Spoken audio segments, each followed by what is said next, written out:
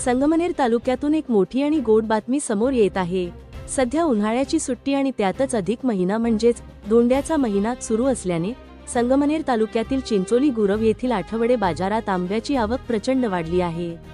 बाजारात नजर पडेल तिथे फक्त पिवळे धमक आणि रसाळ आंबेच पाहायला मिळत आहेत। उन्हाळ्याच्या सुट्ट्यांमध्ये बच्चे कंपनी आणि नातेवाईकांच्या येण्याने आंब्याची मागणी आधीच वाढली होती।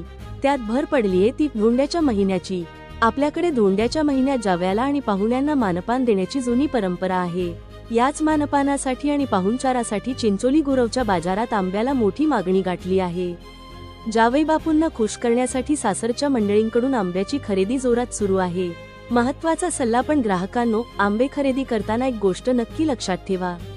बाजारात गर्दी असली तरी आंबे घेताना ते ओळखीच्या, विश्वासू आणि खात्रीशीर शेतकऱ्यांकडून किंवा व्यापाऱ्यांकडूनच खरेदी करा, जेणेकरून तुम्हाला नैसर्गिकरित्या पिकलेले आणि दर्जेदार आंबे मिळतील। एकंदरीत काय तर सध्या चिंचोली गुरवचा आठवडे बाजार आंब्याच्या सुवासाना आणि ग्राहकांच्या गर्दीने चांगलाच बहरला आहे।